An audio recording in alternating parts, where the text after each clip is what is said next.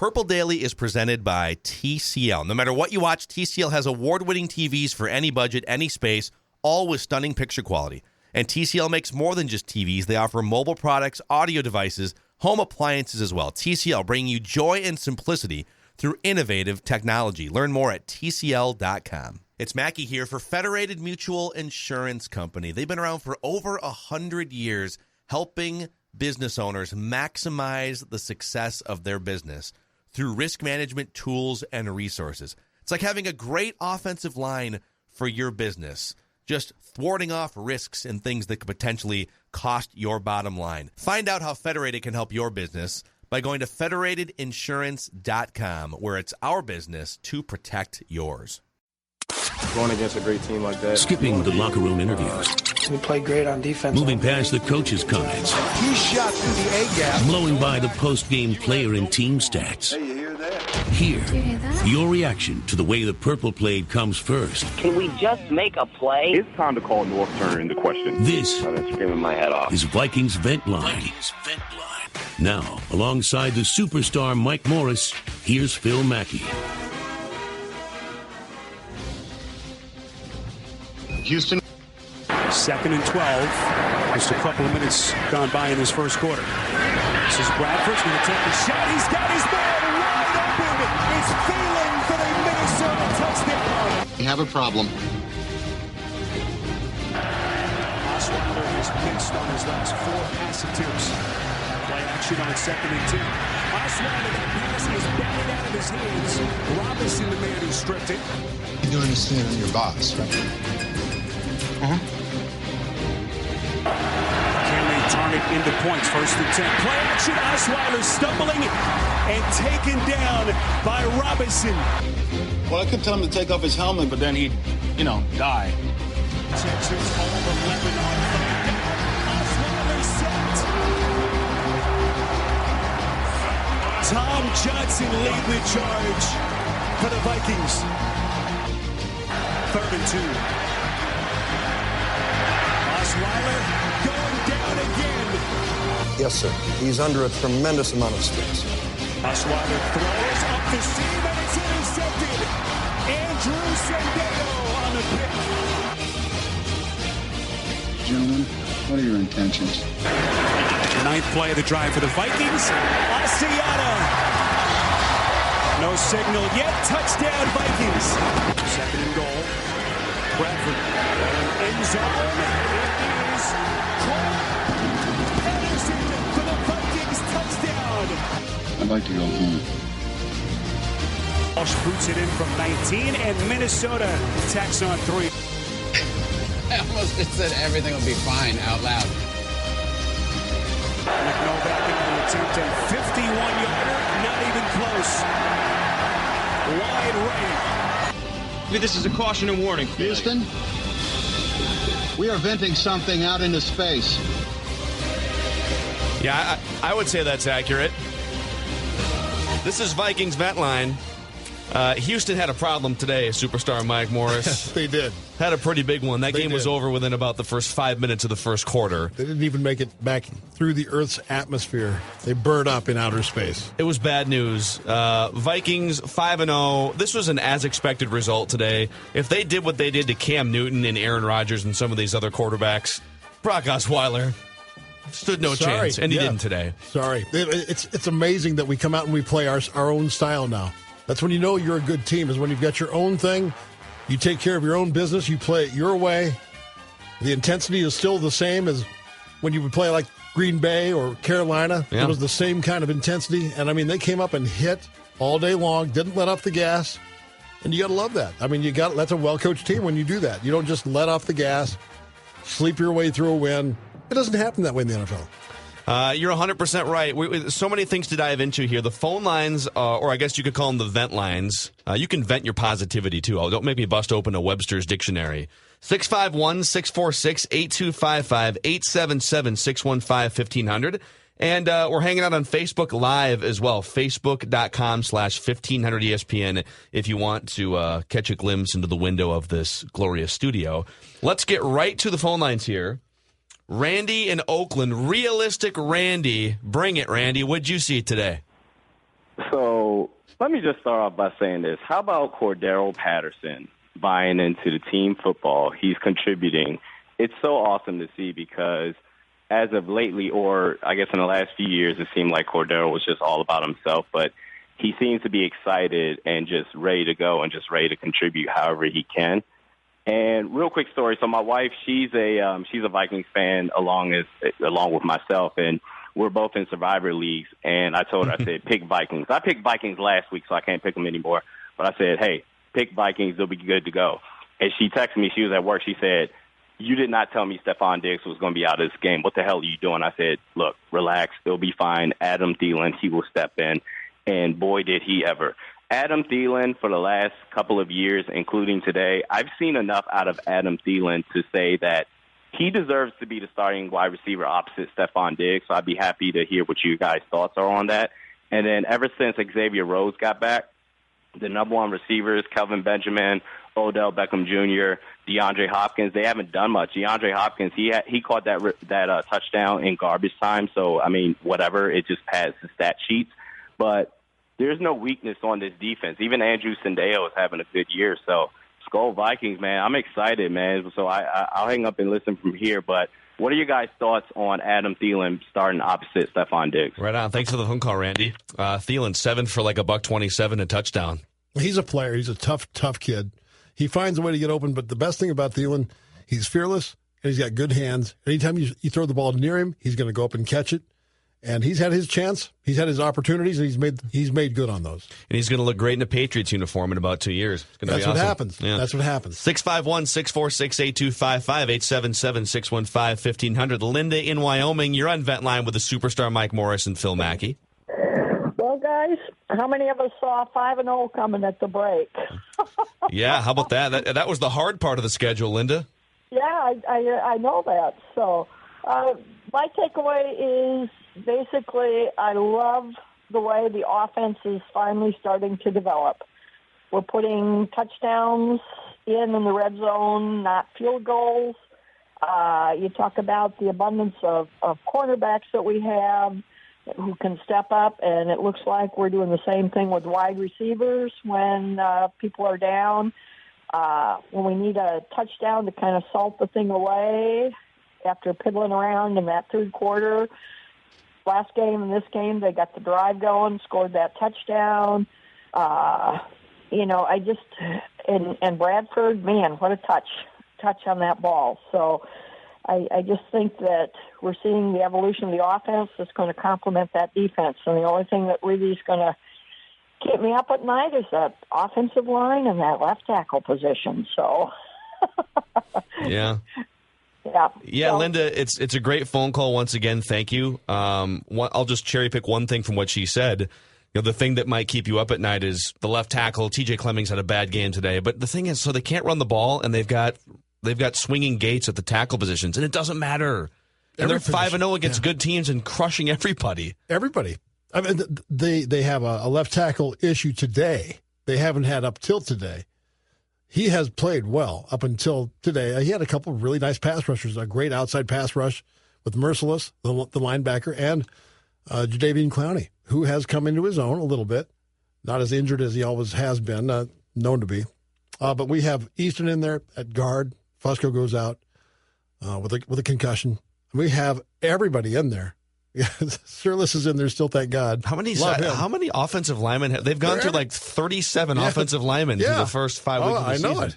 It's ridiculous. 651-646-8255, 877-615-1500, and Facebook.com/1500ESPN. And we see your questions, and so keep sending questions on Facebook. Keep sending them on Twitter. We can take your questions in multiple different forms. But let's go back to the phone lines here. Mike, you're on Vent Line. Yeah, I just wanted to point out the importance of Marcus Sherrills. I mean, in the last 6 years, this guy's just a lunchbox Joe. He shows up every game. They ask him to play wherever, whenever, no drama. And he always seems to swing the momentum of the game. And, even though there's so many weapons on this team, he continues to impress me.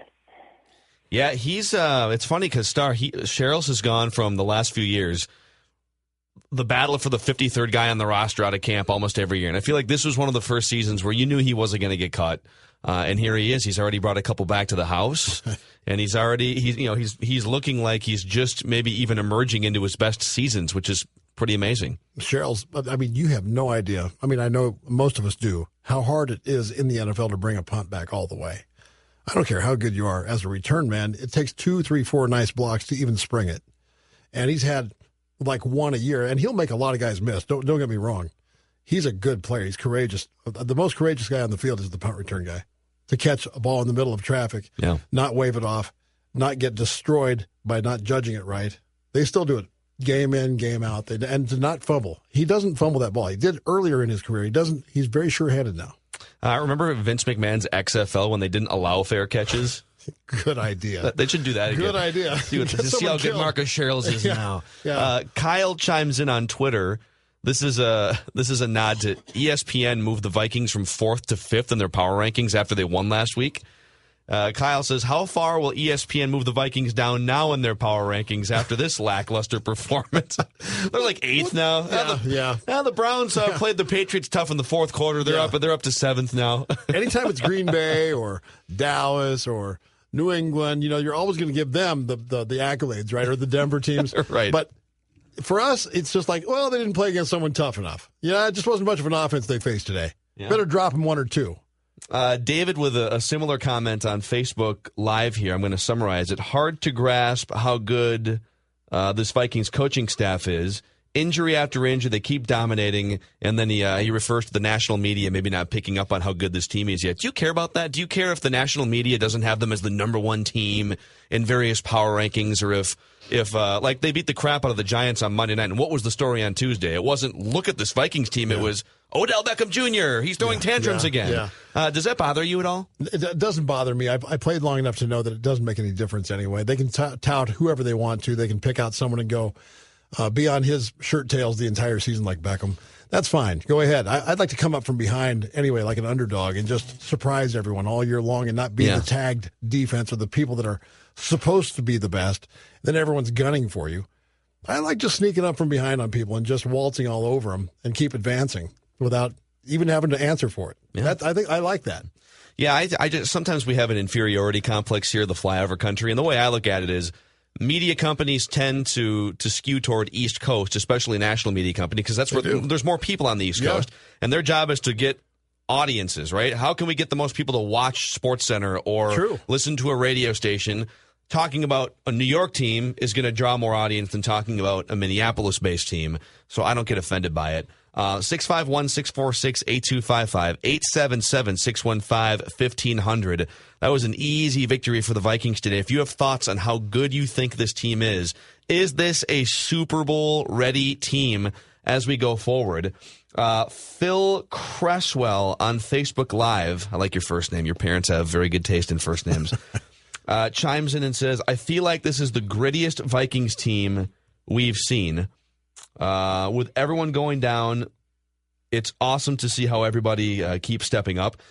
This might be, in terms of the word gritty, most good Vikings teams you wouldn't call gritty. Like Brett Favre was gritty, and it's kind of a vague term, but 98, I don't think we would have called you guys gritty. That was a little bit more aerial attack. It was. But this does feel like, defensively, it just... If they need to beat you 13-3, they might do that 5 different times this season. They are gritty. They're tough. They're grinders. They're tough guys.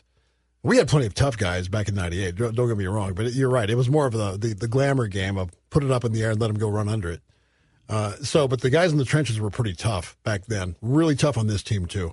It's really amazing to see how they can stick offensive linemen in and out and lose a left tackle and lose a right tackle and put them in with kids, replace them with young guys who are, this team is really playing well, even with all that going on in there.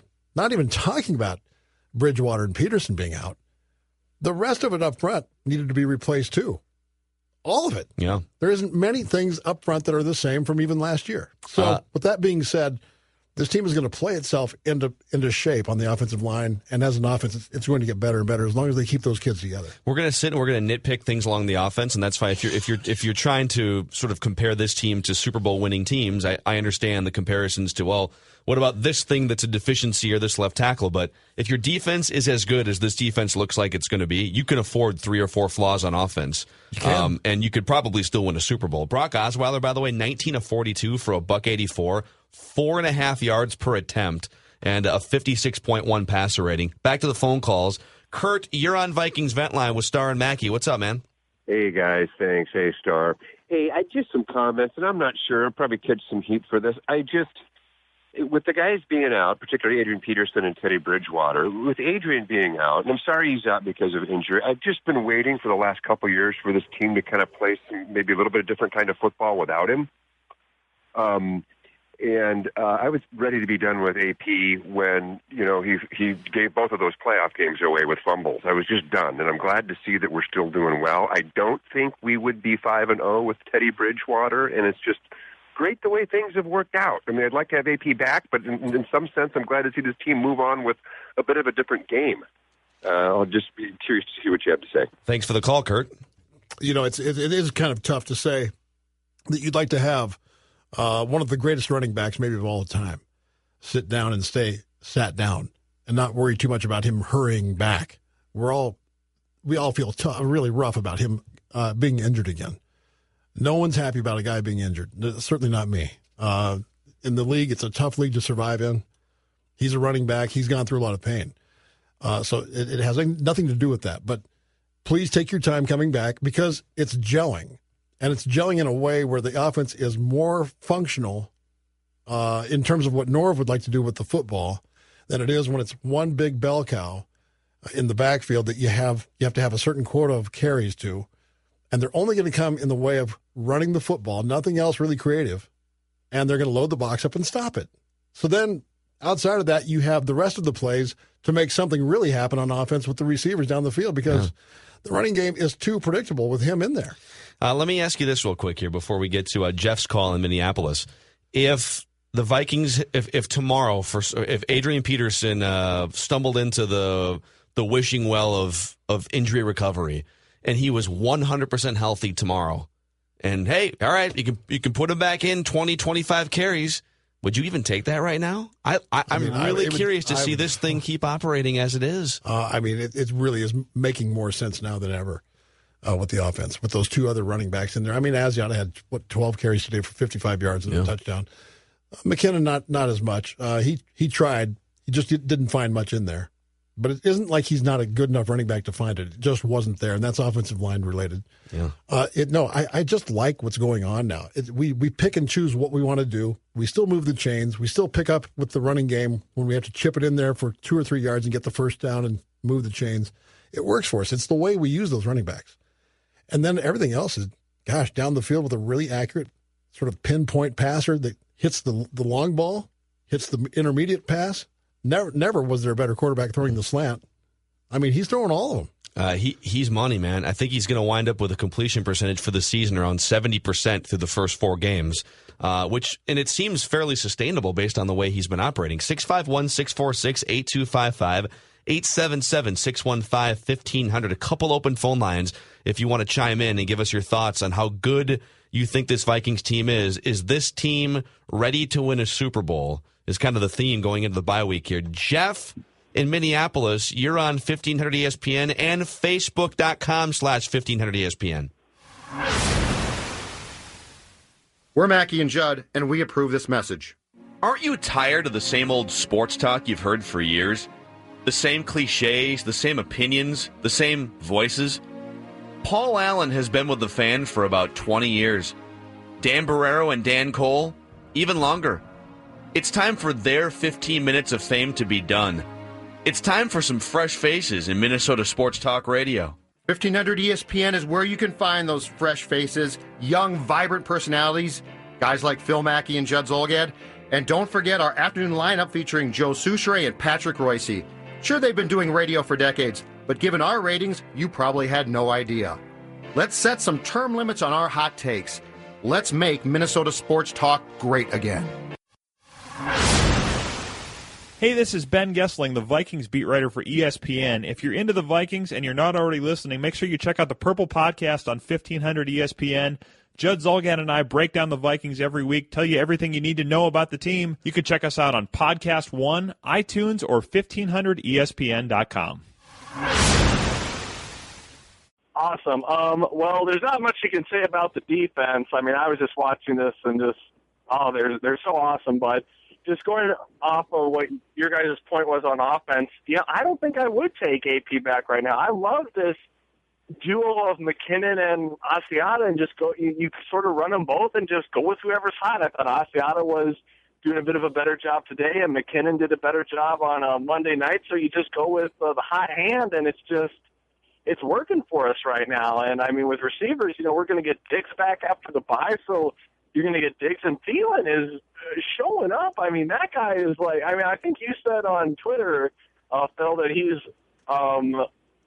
looks like a Patriots receiver, and all my friends were like, yeah, he is like a Patriots receiver. We need to – I think he's a restricted free agent after this season, but I think we need to get on that and lock him up because he's not just some gimmick special teams player. He's not just some, every other down. He is a legit NFL wide receiver, and I hope they make the good decision and extend him. I'd even extend Patterson, too, at this point. I mean, he's shown up, and just the whole team's really responded to Zimmer. And 5-0 into the bye week, I'll take that all day, any day. But not only that, the way they've done it, just dominating. I'm excited, man.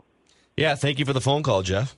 It's really an amazing thing to watch how this team operates. There really is no weak part of it. Anytime they punt the football, they cover tight.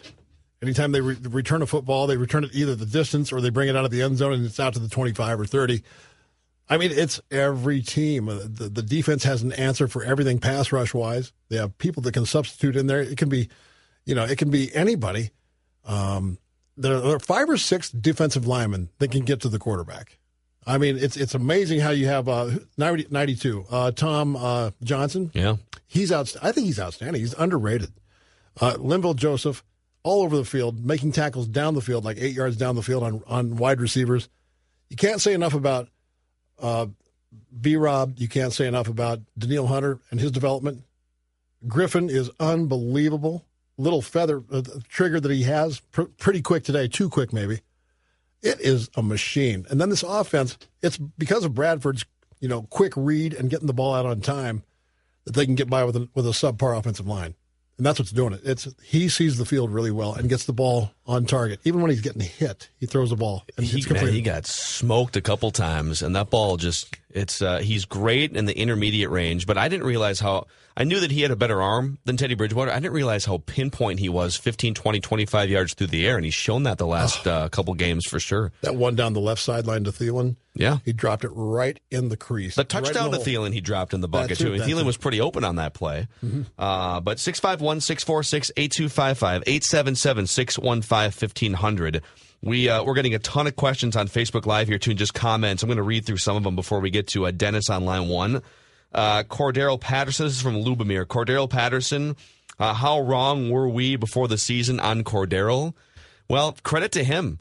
Making tackles as a gunner on special teams, catching passes. Now, that touchdown reception he had, ripping it away from a defender that was right up in his kitchen, he was targeted twice offensively in 2015. And today, I think he doubled the amount of catches he had all year last year. So credit to him. It is a contract year.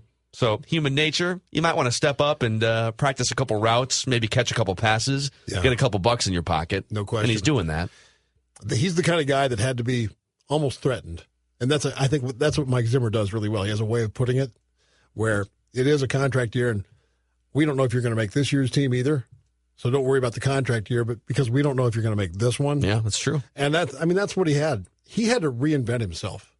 I mean, Patterson had to reinvent himself. He had to say, I am not just a kick returner.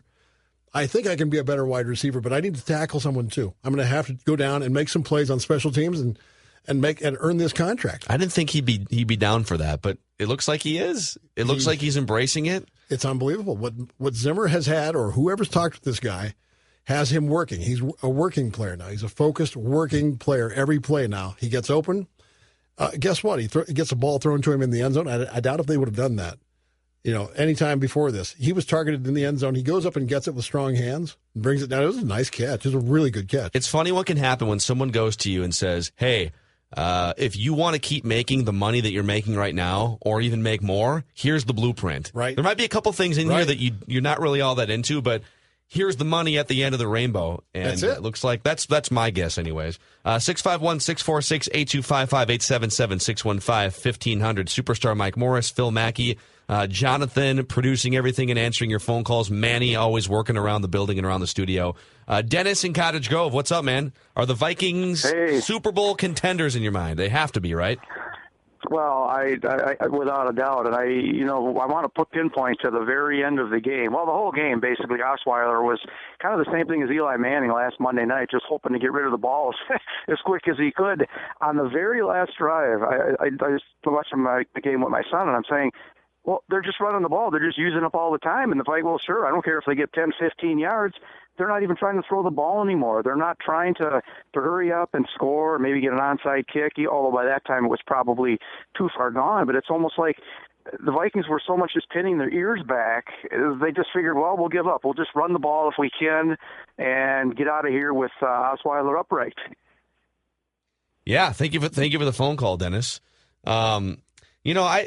This team's defense, we've talked so much about this team's defense and how, like in my lifetime, I'm 31 years old. I've never seen anything like it, but it's one of the fastest, smartest defenses I've seen in the last 10 years in the NFL. It looks like the Broncos defense from last year. It looks like the Seahawks defense from a few years ago. Even if teams are completing passes, they're not getting many yards after the catch. I mean, DeAndre Hopkins got a little bit hot there in the third quarter, fourth quarter, but he's like one of the top 3 wide receivers in the NFL. Yep.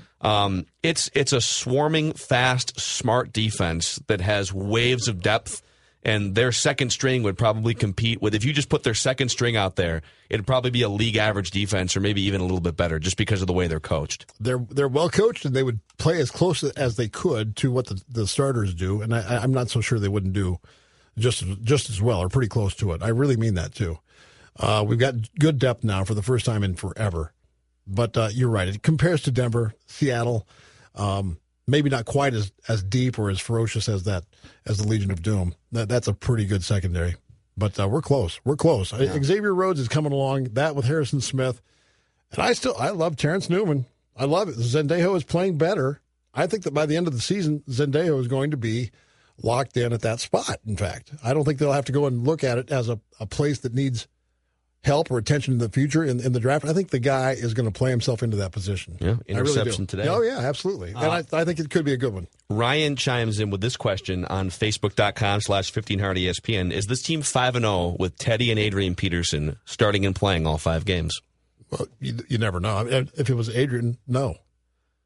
But Bridgewater would have made a difference. I don't know. But Adrian was doing nothing anyway. I mean, the defense is the main reason why they're 5-0. So maybe the offense takes a bit of a dip. I'd have to go sort of game by game, but it'd be tough to play better than Sam Bradford's been playing. I don't know how you could. And it would be tough to say that Peterson would add an extra element based on what we saw in the first 2 games, right? It just wasn't there. The offensive line wasn't there, and he wasn't there. I agree completely. And I think that, Bridgewater would have held him in there, and the defense certainly would have. We would have won a lot of games, but much closer. They would have been much closer games. But, I don't know. I think this defense is good enough that you could almost say that even with Bridgewater in there, he was developing. I don't know how good he was going to be, but it looked like he was getting it better, and maybe they would have been 5-0. Peterson brought nothing at all. Yeah. And this team as a whole is only averaging like 2.5 yards per carry, regardless of who the running backs are. Today it was 37 carries for 96 yards. It was just grinded out in a cloud of dust, and that's they were running to set up maybe some different throwing lanes too. It looked like at times they were throwing and trying to maybe set up the run with some of these different pre-snap movements. 651-646-8255-877-615-1500 if you want to chime in on this 5-0 Minnesota Vikings team. By the way, one more thing here, Pat. Let me see. Pat on Facebook Live wants to know what's up with Laquan Treadwell. I think it's as simple as if he were better in practice, if he were showing them more behind the scenes. You got Stephon Diggs out. This would have been your chance to play a lot of snaps. So they obviously don't like what they see behind the scenes in practice, which is kind of a red flag. The best players play for Mike Zimmer. The best players get to be in the lineup. If you're reliable and you can be trusted to go in and do your job and do it right, you're in there. It took a while for Cordero to get that message. He did one thing well. He returned kicks, and he got in the game. That's how he got in the game. But you're not going to do it if you don't do it Mike's way. So Treadwell's out there, and he's going to have to earn a spot because Thielen's playing better in practice and certainly in games. I like Jarius Wright still. I really do. Diggs, we got a lot of receivers now. Kyle Rudolph is a good player, really solid football player. So Charles Johnson, go right down the line. We've got depth everywhere. Treadwell, a number one draft choice, is not seeing the field, which is incredible. He did recover an onside kick. There. He's doing good. He's developing. Take that, right? Yeah. He had 2 offensive snaps last week. Yeah. He's playing good. Ben in Florida, you're on Vent Line. Hey, guys. I don't want to be overstating it, but at 5-0, I believe the Vikings are the only undefeated team in the NFC because the Eagles just lost to the Giants. To the Lions. Yeah, to the Lions. I mean, to the Lions. Sorry, the Lions. Even worse. Either way, they're the only unbeaten team in the NFC, and guys, talk about a home field advantage. It's going to be hard for any team to beat Minnesota at U.S. Bank Stadium. The fans are loud. I really like it, and you know what? Hey, Blair Walsh didn't miss. I believe Blair Walsh didn't miss a kick today. So we're going into the bye week with a lot of positives. Yes, the offensive line is beat up, but that hasn't really slowed this team down. This team is, like Mike Zimmer said, this team is special. This team is just special. This team is, as I say, good at football, Mike Morris. This is a good football team. They're a very good group that make up the Vikings Football Club. And the football club. Remember that one? That was on all the T-shirts. Football official property of the Vikings Football Club. Yeah. Well, that's what they do. They just check in at the clubhouse. They go play a little football. They win a lot of games. It's depth is what's really cool about this team is that, man, they're deep everywhere. Well, they're already on quarterback number 3. They're on running backs number 2 and 3. Yep. They're on, their top receiver was out today. They've gone through 75 offensive linemen. It's ridiculous. 75 or so. On a 53-man roster, yeah, to have 75 offensive linemen already play before the bye. Yeah. That's got to be close to an NFL record. It has to be. 651-646-8255-877-615-1500. Couple open phone lines still. Randy in Cottage Grove. Hi, Randy. Yeah, guys, okay, a couple of things. I called into your show the other day, Jeff, and I said this was a must-win. Looks like I was right. It was a must-win, and we took care of business. Really happy to see that. Can I ask again? I remember you calling in the other day, Randy. Why again was this a must-win game for a 4-0 team that was dominating the first month of the season? Well, because if you're going to go, 8-0, like you said, or 12-0, like I say, they're going to start. You got to win that 5th game. It's a big gotcha game, as they say at home. Okay, and now we're going to go on the road to Philly, and we're going to smoke them. But first off, I got a gripe, Norv. Okay, at the end of that first half, there, you got to put the boot on the throat. Okay, it was 24-rip. Or whatever, 24-0, as they say. You got to score there and go up 31 jack at the half. You have to, okay? I want a little more killer instinct out of the play calling. Hello? If you want to get to 12-0 or 8-0, you got to win at 5-0 because you'd have a blemish in the middle of that record. If you wanted to hear 8-0 or 12-0, you can't lose one before that. Is that what I got from that? Well, he does bring up a good point because I said the Vikings were going to start 8-0, and if they were going to start 8-0, you can't lose. Let me check my math here. If they were to lose the 5th game, right, it would be mathematically difficult to go 8-0, which would make this a must-win. Right. So brilliant. By that definition, Randy in Cottage Grove brought a great point to the table. Okay. And enough of this holding off on trying to put a team down and trying to let them breathe life back into them. Let's put the boot heel on the throat and have some more aggressive play calling. What's wrong? I needed 2 or 3 more. I needed 2 or 3 more Hail Marys at the end of that first half. Put the ball up. Put it up, man. None of that draw play crap. What are you doing? Taking a knee anyway. Put the boot heel on the throat. More aggressive. I can't think of a team that's more aggressive At least from the defensive side of things, I can't see a team out there that's playing like we are. A couple people on Facebook Live chiming in with some rational points. Oh. Well, not that there was anything irrational previous. I'm just saying that these are rational So this will be points. good then, right? That Xavier Rhodes is now, despite the penalties, this is from Mike on Facebook Live, is now officially a lockdown corner. David chiming in on Xavier Rhodes. DeAndre Hopkins did wind up with 5 catches for 56 yards in the garbage time touchdown, but that was all in the second half when the game was out of hand. Yep. So your thoughts on Xavier Rhodes as potentially a Darrelle Revis? Like, we've seen these guys come through. Is he there yet, or do you need to see more? No, he's not there yet. He's not a shutdown corner. He's a very, very solid player. He's coming into his own. It's because of Mike Zimmer, too, and Jerry Gray. And he's going to become a very, very good corner. He makes too many mistakes. He gets caught from time to time with a strong arm or whatever else that we saw today. He gets penalized quite a few times. That doesn't make him a shutdown. That makes him a liability until he can clean that up. Otherwise, that's a lot of automatic first downs. I think the first 2 first downs that the Texans made were due to Xavier Rhodes penalties. So if you want to let a team get into a game somehow and you want to start handing them first downs when you could have otherwise had them off the field, you don't make those kinds of penalties. He's a good football player. He's a very solid football. He is not a shutdown corner. A shutdown corner is Deion Sanders. That's what it. Then there aren't that many of them. Unless, there are not that many of them. Unless his toe hurts and the Vikings are coming to town. Yeah. In which case he no longer is a shutdown corner. But that was toward the end of his career. That was like 1998. Give him too much crap. Revis in his day, shutdown. I don't know if that's the same now, though. But, I mean, I do like Rhodes Island better than Revis Island. I think it's a little more catchy. It's got a nicer ring to it. Like Rhodes closed. Rhodes Island is kind of like one of the Quad Cities. Mm-hmm. Rhode Island, right? Yeah. I mean, it's already technically taken, Rhode Island, but, put that S I on like the it. end. I like it a lot. Let's take one more phone call here real quick before we get to one of your friends. Kelly in White Bear Lake, what did you see? Vikings Vent Line. I mean, I really was amazed on all sides in all facets of the game, how well we played. And I'm thinking, how tough could we be if we happen to get home field advantage into the NFC playoffs? I did have one area of concern, and that is the number of penalties that our secondary continues to get, and wonder what a team with some amazing receivers could do to that secondary when we play down the road. Star? You can't win when it comes down the stretch. And in the playoffs, you can't win games against really good teams and well-coached teams if you're penalized. You can't win them. Turnovers and penalties will kill you. You will not advance. And they don't turn the ball over, which is good on the penalty front. That.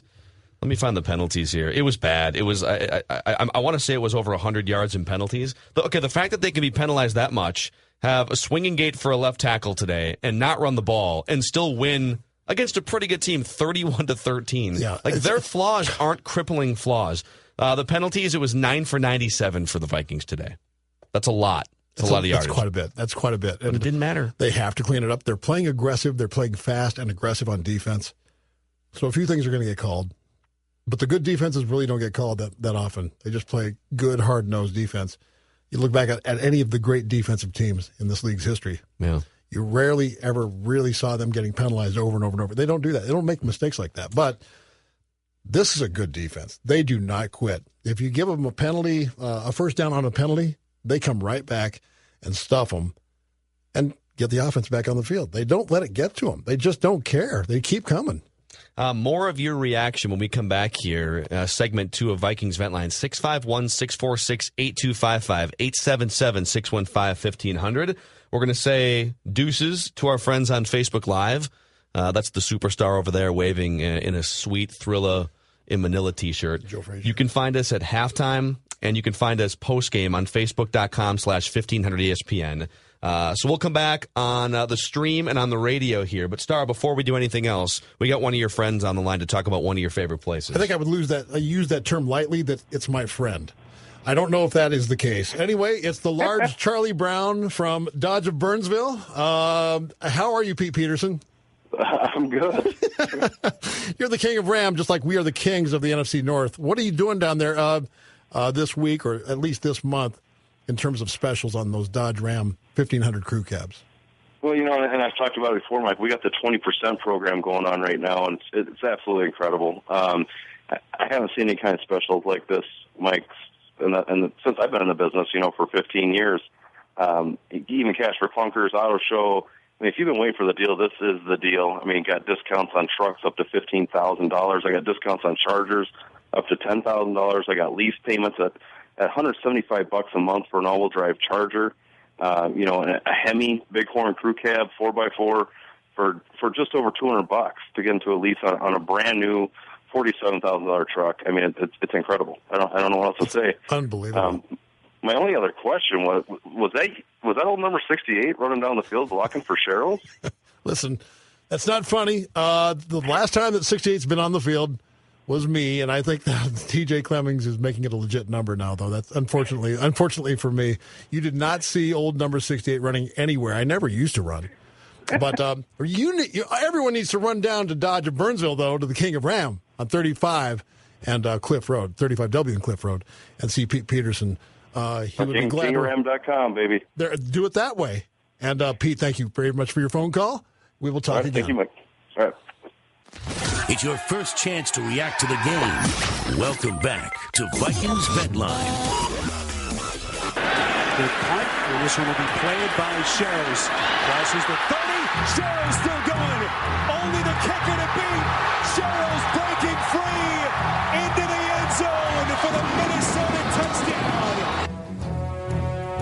Phil Mackey, Superstar Mike Morris, Vikings Vent Line. Some lines are open right now if you want to chime in. 651-646-8255, 877-615-1500. And as always, if you missed any portion of any Vikings Vent Line episode, you can find it on demand on your smartphone, on the website, 1500ESPN.com, Podcast One and the Podcast One mobile app, and or iTunes and other third-party distributors if you want to maybe listen on your way to work or something, or you got stuff going on in the afternoon. Jonathan's running the board and taking your phone calls. You have some interesting defensive statistical nuggets for us. Yep. Why don't you throw them out there? All right, so we consider the 85 Bears, 2000 Ravens, and 2015 Broncos some of the best defenses ever, right? Yes. So through 5 games in the 85 season, the Bears gave up 88 total points. The Ravens, through 5 games, gave up 55 points. And that was only in 2 games. They had 3 shutouts in the first 5 games. The Vikings so far this season, 63 points. Wow. Right between them. Yep. And better than the Bears. For total yardage, the 85 Bears through 5 games averaged 341 yards given up per game. The 2000 Ravens averaged 247 yards given up per game. Mm-hmm. And the Vikings, 287 yards per game. So again, right between the two defenses. Yep. Perspective. That's perspective. And the game has changed. Trust me, an awful lot has changed between that and the Bears. It being a passing game now. I mean, it's hard to keep teams down. It's more geared up for the offensive firepower of the passing game. Yeah, I think holding teams to fewer yards and fewer points now is a lot more impressive than in the Bears era. And of course, that defense got better as the season went on too. So it did. Got to wait and see how this all plays out. They turned out at 15-1 on the season. The Miami Dolphins beat them. This feels kind of like a 14-2, 15-1 with the schedule. You've already beat some of the tough teams on your schedule. Yeah. Your base is defense, and you have depth along the defense, and you can withstand injuries. And they win going into the bye week, which is next week. If they can win coming out of the bye week and regain the momentum and hit the switch again and get started back up again with a good rest, I mean, this team could be dangerous. Yeah. Dangerous. 651-646-8255, 877-615-1500. Steve in Coon Rapids, you're next on Vent Line. What are your thoughts? Thanks for taking my call. Sure thing. I'm concerned. O-line is depleted. We have little or no running game. When Bradford went down on that one hit and his head bounced off the turf, I thought for sure they'd pull him out with concussion evaluation.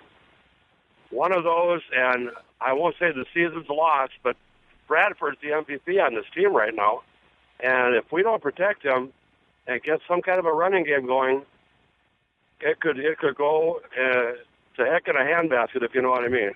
Yeah, I think if you're worried because they haven't run the ball and have a bad offensive line in the present and how that's going to affect wins and losses, it hasn't at all so far. If you're worried about Sam Bradford getting his block knocked off and missing 5 games, I could go with you down that path. I totally understand that call. I understand his concern for Bradford. And if they don't continue at the pace they're going right now with short drops, getting the ball out soon, they could be in trouble. They could be. But I think the TJ will get better. I think he's had some good games, and today was not such a good game. But I think they'll get all that together and get it coordinated up front. I really do. Whether the running game ever really becomes anything significant or not, I don't know. But we don't have to have it, apparently. We played some really good football teams without one, and we're playing ball. Running games can be overrated. I'm not saying they're irrelevant, but running games can be overstated. You see these numbers all the time on broadcast. When Team A runs for 100 yards, their record is this. Well, usually you rack up more run yards in the second half of games you're winning to ice the game. It's not that you built that 28-point lead because you were running the ball all the time. I think passing yards and average yards per attempt, and then how you hold opponents to, like today, 4.5 yards per attempt for Brock Osweiler. I think those are more important than, say, the running game. Larry in Woodbury, you're next on Vent Line. Hey, fellas, just curious. My thoughts are that the 98 team obviously was based on the offense, right? And this team is based on the defense. And it's my thought that it'll be much easier for the defense to sustain its performance, because just one guy on an offense being off his game can throw the whole thing off, whereas the defense just seems to, there's a lot more depth there, and one guy can have an off game and be picked up by 10 other guys. So it just feels to me like this team is going to have maybe a better chance to sustain what they've been doing better than the team that runt in that musclehead and the size extra small T-shirt in studio there played on. Phil, don't let him call you that. Don't let him say that to you. It's a medium, okay? It's a medium. That's a good point. Just so we're clear. It's a good call. It's a really good call. Defense, yeah. I mean, you keep other teams down. You keep your offense fresh.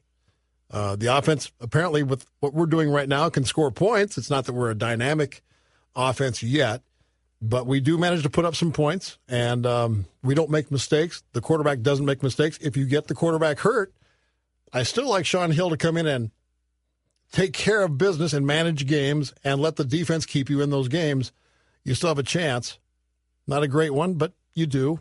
The thing that worries me the most out of any of this, any of it at all, is will Blair Walsh show up again with another, basket case, sort of reckless, sort of non-confident kicking again? I don't. The guy made 4 extra points today, and all you want to do is rip him. I don't know. The guy makes 4 extra points today, and you just want to trash him. Won't let the guy have a break. Here's the guy. Whatever. I don't know. I'm just saying. I'm not saying. I'm just saying. He has lulled us to sleep and to feeling better and sleeping well at night. And then he just rears the ugly head again of the non-confident kicker. Yeah. That scares me. If you're wondering how far away he is from, being the best kicker in the NFL, I think it's 35 or 36 field goals in a row Adam Vinatieri has now made at the age of 83. So, one of our favorite callers, Miguel in Minneapolis, let it rip, man. Miguel in Minneapolis? Miguel. We'll put him back on hold. I don't know where he is. Is it Win on line 3? That's me. What's up, Win? Well, listen, I was listening to Starr just say about his insecurity about the kicker, and I was just thinking earlier, maybe the fact that the whole team is really working as a team, that he got his confidence back and his huevos, etc.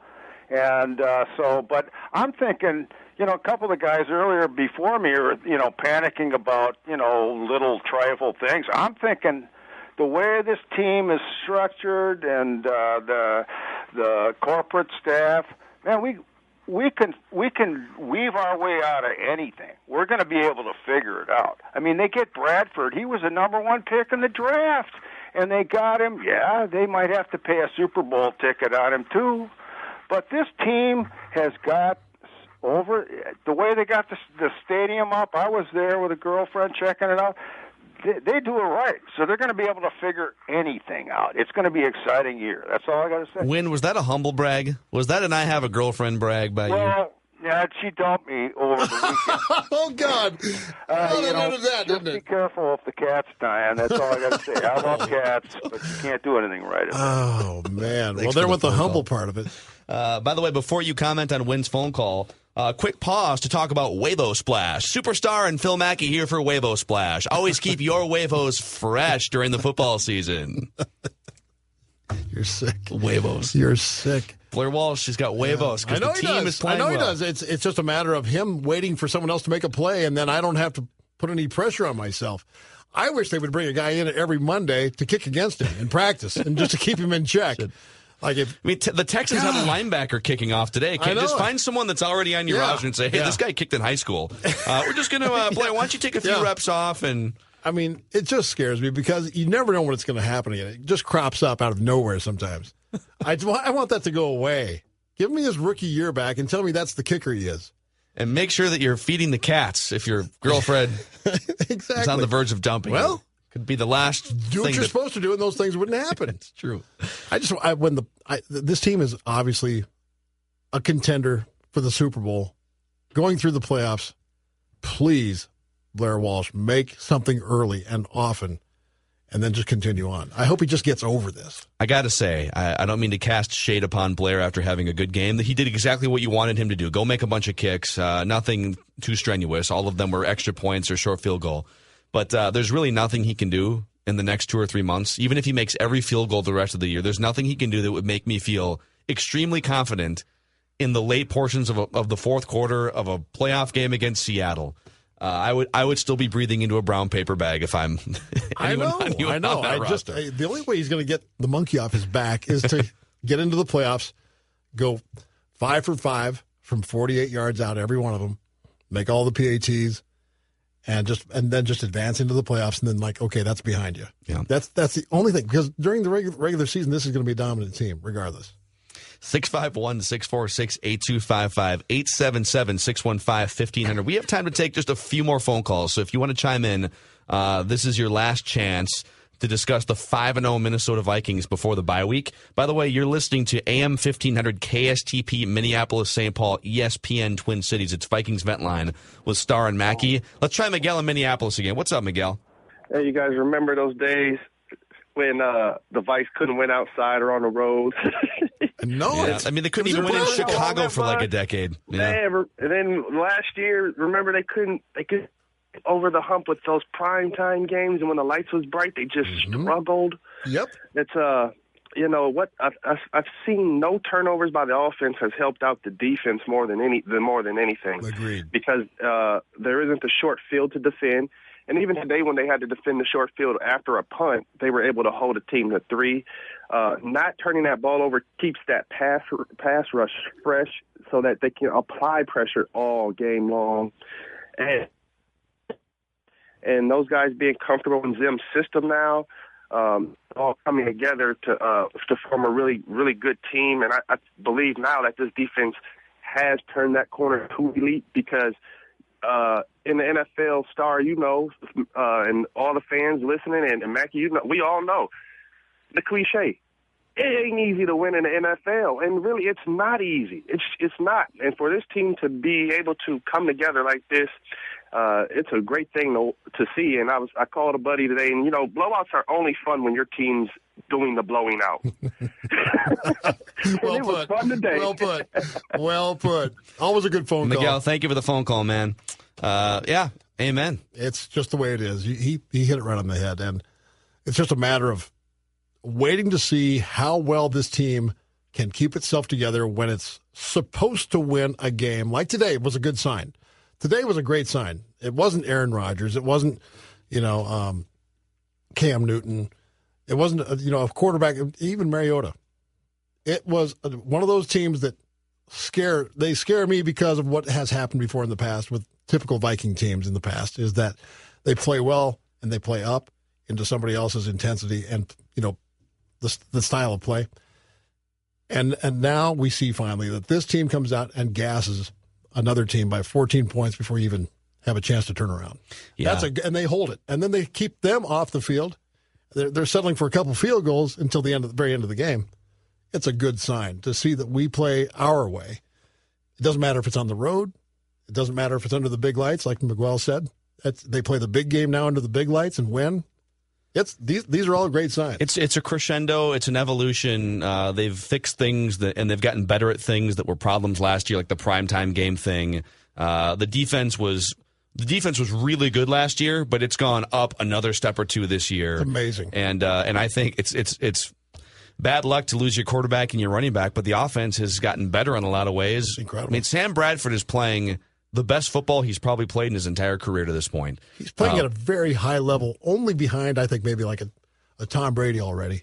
We're already talking about Tom Brady. How about him just coming off his couch today and throws for 400+ against a terrible Browns team? Oh, is Brady going to be rusty? Nope. No. No. Someone check the footballs? Were they deflated or not? I'll bet they were deflated. Just to stick it to the NFL, he may have taken a couple PSI out of those footballs just in a back room just for fun today. That cold game, he came out in the second half after they found out about it, and he threw three touchdown passes with the balls. Yeah, at the regular PSI. He got pulled over for speeding, and they put him in jail for 4 years, and it's ridiculous. Yeah, that's for another podcast or another episode of like Patriots Vent Line or something. Give us, Star, the most important thing you learned off today's Vikings dominant victory over the Texans. The thing that I learned is that no matter what the circumstances are, this team can rise above it. They're just tough. They fight. They really do. They come out. They cannot be outfought. Nothing gets them down. They always turn around and make a play after they've had something go wrong. It could be a PSI. It could be, or it could not be. But pass interference, the PIs. I got off on the Brady thing again. It doesn't matter what they do. They come back and they bounce back and they answer the bell and they get down the field and they score again. The defense comes out. Okay, we just gave you a first down on a penalty. You're going to have to sit down for 3 plays, and that's it. Done. They're off the field.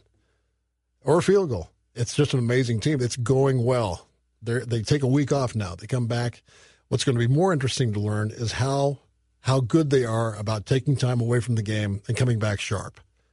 But right now, 5-0, I've learned this is a pretty good team. You know, I'm gonna hone in on one specific player for the thing that I learned today. Tom Brady? Yes, Tom Brady. Yeah, exactly. No. How did you read my mind like that? I don't know. It's crazy. You read like a comic book. I learned that Adam Thielen is turning into one of the most reliable possession wide receivers in the NFL. And I don't expect him to catch 7 for 127. A lot of that was just there's no Stephon Diggs, and so the targets have to go somewhere, and they went to Adam Thielen today. He's incredible. But if you take his numbers now through the first 5 games of the season, 20 catches for now. Let me do the math here. Carry the 7 over the 4. 200 looks like 270 yards. If you multiply that by 3, we're talking about 60-plus catches for him on the season. And, like 750 yards, somewhere in that ballpark. If you multiply that out for a full season, like, did you ever think you were going to get that from Adam Thielen 3 years ago? It's just remarkable what he's done with his opportunity to make it in the NFL. Is that I'm not going to blow my opportunity. I'm going to make the best of it. And he has come in here and just owned that spot. He'll start no matter what. I don't care who comes off the bench, or whether it's Treadwell or whatever. Thielen's going to be opposite Diggs, and I think for a while. He's got great hands, not just good. He's got great hands. A couple catches he made, man. I mean, I'm telling you, him and Tom Brady, when Brady's like 43, and Thielen's up for a contract, he's going to look great in New England. So enjoy another star Minnesota athlete going to Boston. Enjoy it while he's here. 26 touchdown catches for Tom Brady. Under Tom Brady. Yeah, Wes like Welker passing the torch to Danny Amendola, passing the torch to Edelman, passing the torch to Adam Thielen. It just makes sense. He's the superstar Mike Morris. I'm Phil Mackey. Our show mostly makes sense. If you missed any of it, you can find it on demand on 1500ESPN.com, on Podcast One, and on iTunes. And Star will join us, as always, on Mondays and Fridays in the noon hour of Mackey and Judd. Thank you to Jonathan and Manny. We'll catch you after the bye week for, I guess it would be a Week 7 edition of Vikings Vent Line. 5-0. Vikings dominate the Texans. See you next time. Can they turn it into points? 1st and 10. Play action. Osweiler stumbling and taken down by Robinson. Texans all of 11 on 3rd down. Osweiler set.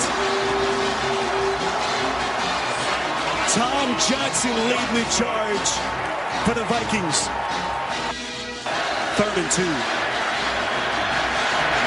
Osweiler going down again.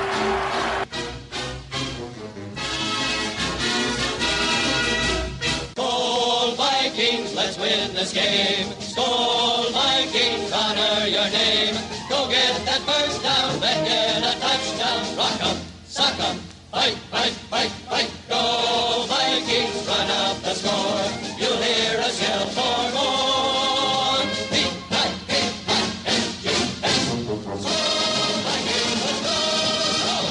Stay tuned for 60-second AP News headlines. AP Update, I'm Ross Simpson.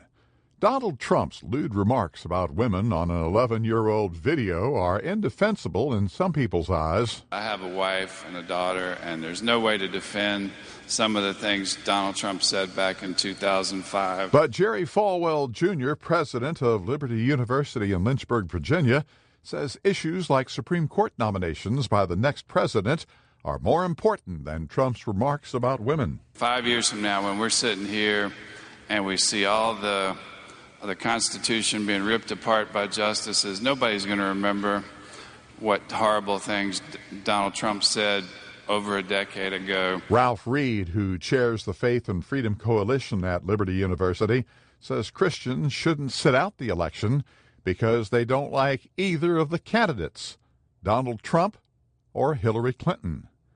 AP Update, I'm Ross Simpson.